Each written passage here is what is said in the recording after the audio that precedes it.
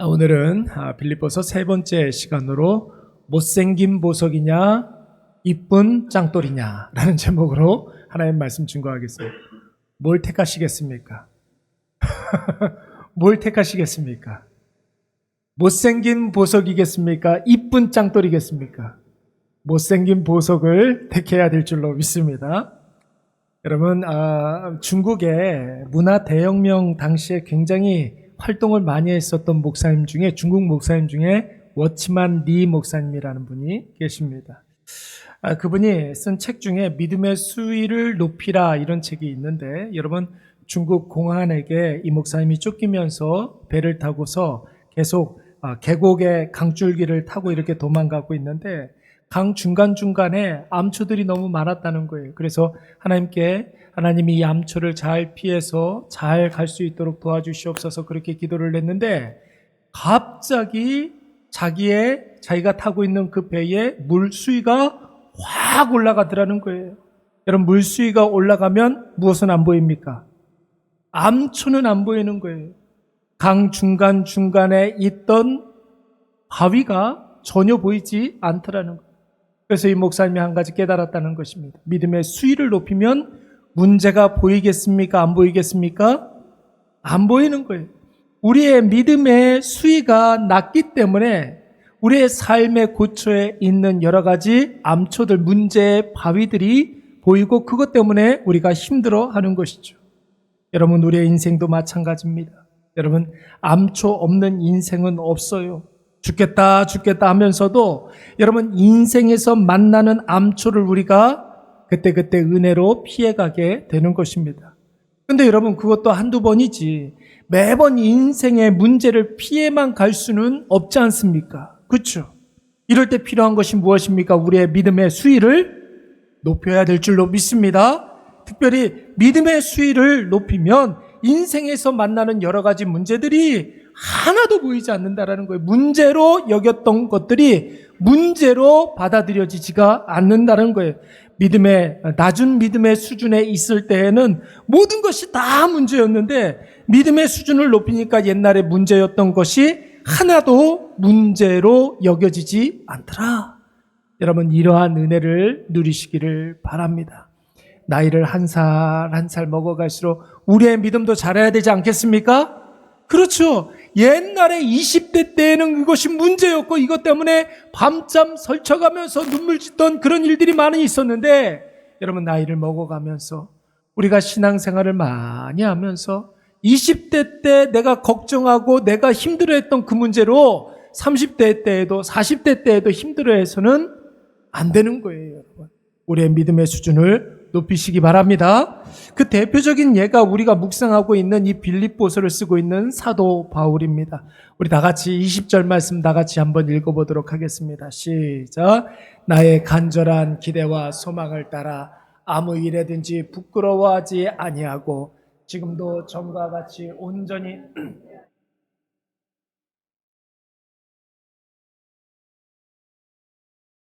아멘. 여러분, 믿음의 수위를 높인다는 말을 여러분 오늘 이 본문의 말씀에서는 뭐라고 이야기했습니까? 내 몸에서 누구를? 그리스도가 존귀하게 되게 하려 하나니. 이 무슨 뜻이냐면 내 인생에 예수보다도 귀한 것이 있다 없다? 주 예수보다도 귀한 것 없네. 이 찬송 부르면서 살라는 거예요. 나의 모든 삶의 목적이 누구라고요? 예수 그리스도. 내 인생의 유일한 가치 누구라고요? 예수 그리스도라는 것입니다. 그러니까 여러분, 인생의 여러 가지 문제들을 만났을 때 딱 한 가지만, 딱 하나의 자세만 가지고 있으면 된다는 거예요. 이 일로 인해서 오직 그리스도만 존귀케 하겠다. 할렐루야. 여러분, 이 정신으로 나아가면 인생의 문제가 하나도 문제로 여겨지지 아니하고, 사람들이 다 힘들어하고 괴로워하고 정말로 고통스러워하는 그런 문제들이 나한테는 오히려 그리스도를 존귀케 하는 하나의 도구가 되는 놀라운 은혜를 경험하시기 바랍니다. 여러분, 오늘 본문에 나오는 이 존귀케 하다라는 말은 헬라어로 메가루노 이렇게 발음을 합니다. 메가, 뭘까요? 메가톤바. 뭐예요? 엄청나게 큰 이런 뜻이잖아요. 메가 이런 뜻이에요. 루너라는 말은 만들다 이런 거예요. 그러니까 여러분, 예수 그리스도를 존귀케 한다, 내 삶에서 예수 그리스도를 존귀케 한다라는 말은 내 인생에서 예수님을 가장 큰 가치로 여긴다. 내 인생의 유일한 목적이 예수 그리스도께 영광이 되는 삶이다. 이것을 고백하며 살아가는 것입니다. 여러분, 사람들이 중요하게 생각하는 인생의 성공이 성공으로 여겨지지 아니하고 오히려 배설물로 여겨지고, 사람들이 다 두려워하고 사람들이 다 염려하고 있는 인생의 실패가 여러분 실패로 여겨지지 아니하고 하나의 도약대로, 과정으로 여겨지게 되는 것입니다. 예수 그리스도를 내 삶에 존귀케 하면. 여러분, 특별히 오늘 본문에서는 3가지 장애물이 극복된다고 이야기하고 있어요. 첫 번째는 무엇이냐면 환경적인 여러 가지 문제들이 장애물이 될 수가 없다, 이렇게 고백하고 있고, 두 번째는 인간관계가 장애물이 되지 않는다. 내 안에 예수 그리스도만 존귀케 된다면. 세 번째는 죽음의 한계도 뛰어넘을 수 있다. 할렐루야. 여러분, 내 안에 예수 그리스도를 존귀케 함으로 말미암아 환경이 문제가 안 되고 인간관계가 장애물이 안 되고 죽음까지도 뛰어넘는 저와 여러분이 되시기를 간절히 축원합니다.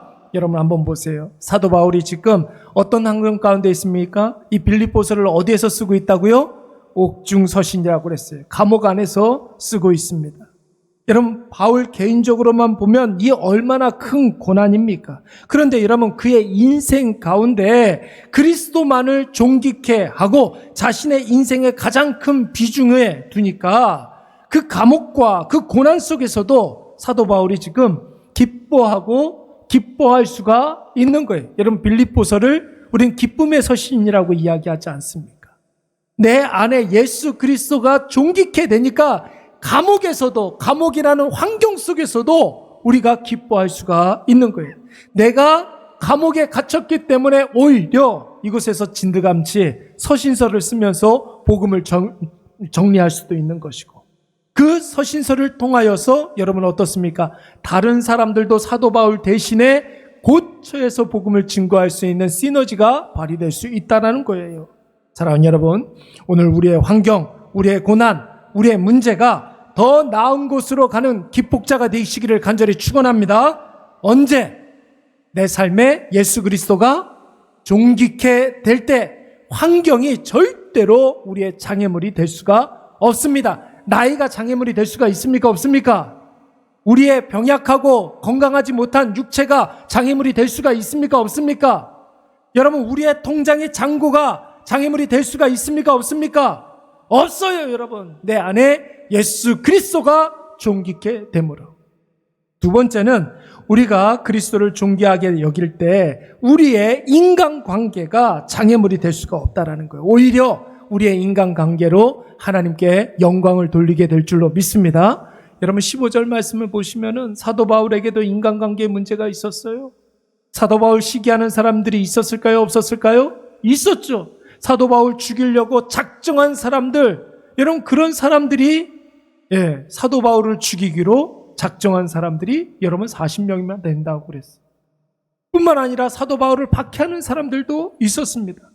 또 혹은 순수하지 못하게 계속해서 시비를 거는 그런 사람들도 있었고, 사도 바울을 질투하는 사람들도 있었습니다. 그런데 여러분의 성경 18절 말씀을 보시면은 사도 바울에게는 그런 모든 인간관계의 문제들이 전혀 문제가 되지 않았다라는 거예요. 어찌됐든 간에 그들로 말미암아 복음이 증거가 되니 나한테는 시기하고, 나한테는 질투해도, 나한테는 여러 가지 어려움이 있어도 그들도 복음을 증거하고자 하는 그런 마음이 있으니 그 모든 것들로 인해서 사도 바울이 기뻐한다고 고백하고 있습니다. 여러분, 어떻게 사도 바울은 대적까지도 기뻐할 수 있었겠습니까? 그에게 가장 중요한 것은 무엇입니까? 인간관계가 아니라 내 안에 누가? 예수 그리스도가 존귀케 되게 하려 함이니라. 여러분, 이것이 있기 때문에 그런 거예요.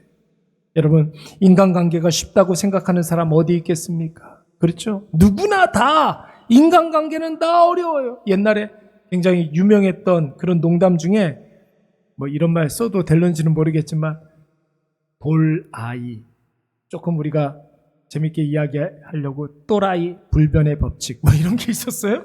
또라이 질량 불변의 법칙 뭐 이런 게 있었습니다. 죄송합니다.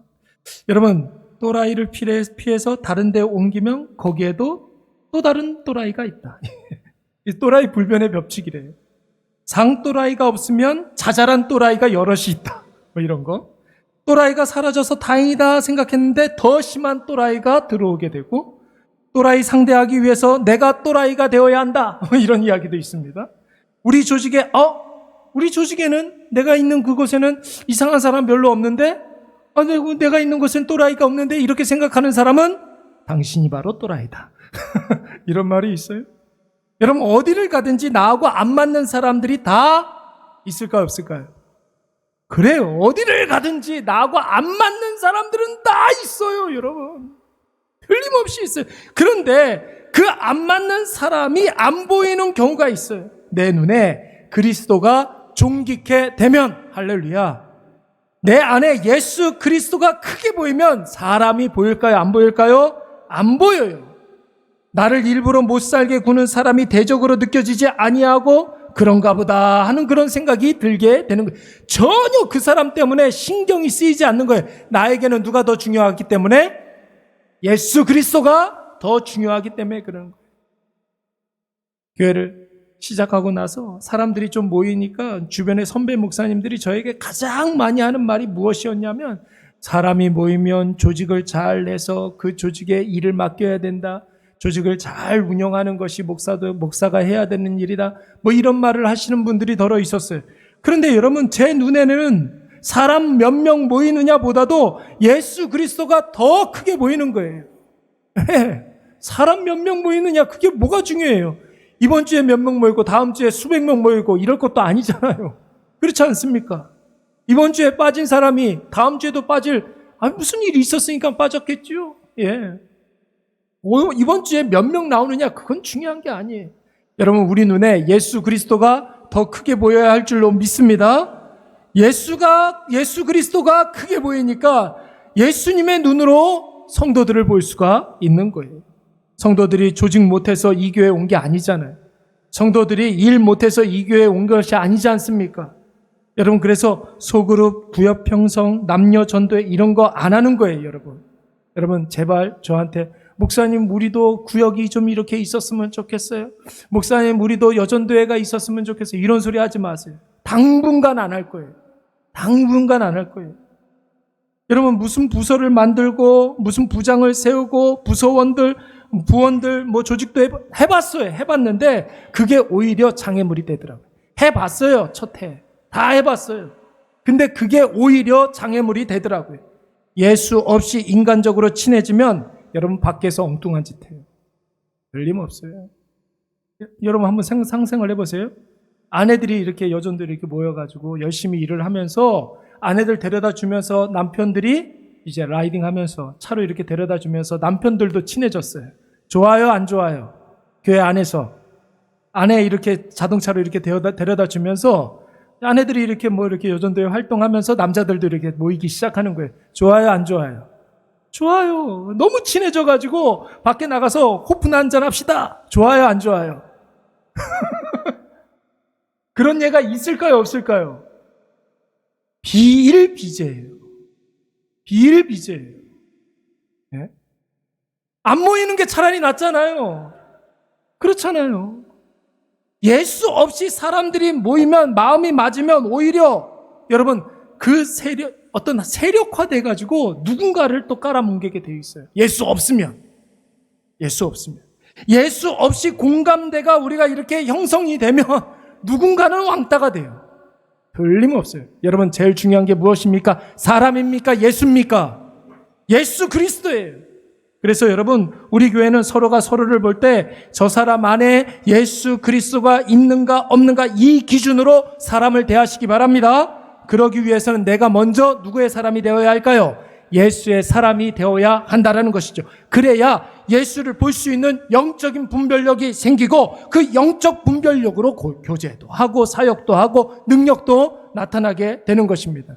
그래서 우리 교회는 주님 허락하실 때까지는 당분간 예배에 집중하고 기도에 집중하고 말씀에 집중하는 교회가 되시기 바랍니다. 사람보다 예수 그리스도가 더 크게 보여야 되는 거예요. 그래야 인간관계가 장애가 아니라 오히려 도약대가 될 줄로 믿습니다. 세 번째는 무엇이냐면 죽음도 장애물이 될 수가 없다는 거예요.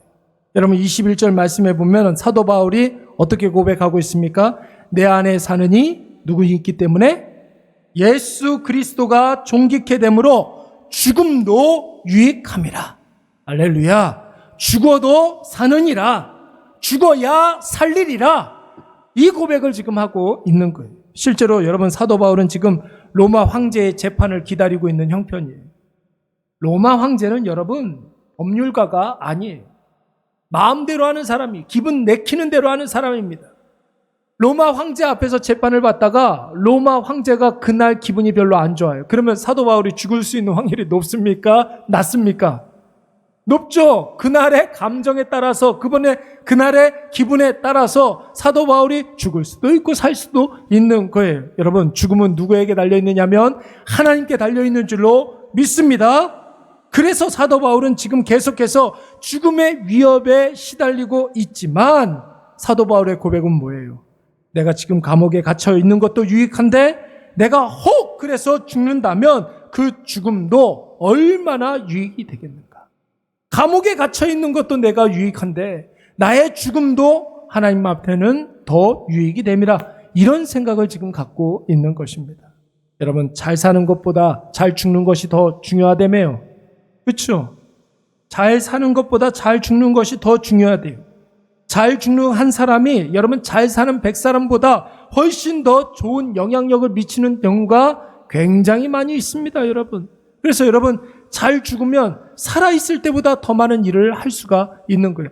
이순신 장군이 여러분 싸우다가 죽지 않고 늙어서 죽었다면 지금과 같이 이순신 장군을 그렇게 존경할까요, 사람들이? 아니에요. 그러지 않았을 거예요, 아마. 싸우다가 죽었기 때문에 지금까지도 회자가 되는 거예요. 주기철 목사님 한번 생각을 해보세요. 신사참배 거부하고 순교했기 때문에 지금까지 주기철 목사님 하면 생각나는 거 뭐 있어요? 일사가고. 예? 죽으면 죽으리라. 죽으면 나는 더 좋다. 죽으면 죽으리라. 이것이 있을 수가 있는 거죠. 그래서 여러분 순교했기 때문에 지금도 우리가 그분이 어떤 삶을 살았는지는 잘 몰라도 주기철이라는 이름은 다 기억하고 있잖아요. 예. 그래서 늘 말씀드리지 않습니까? 살아있는 고삼원 목사보다 여러분 돌아가신 주기철 목사님이 더 많은 일을 하고 있단 말이에요. 예. 사랑하는 여러분, 내 안에 예수 그리스도만 존귀케 여기시기 바랍니다. 그러면 지금 여러분이 고민하고 있는 모든 것들이 오히려 능력이 되고 힘이 되고 지혜가 될 줄로 믿습니다. 고난의 문제, 전화 위복이 되어서 오히려 우리에게 유익이 되고 골치 아픈 인간관계가 하나도 걸림돌이 되지 아니하며 죽음까지도 우리에게 유익이 되고 능력이 될 줄로 믿습니다. 여러분 찬송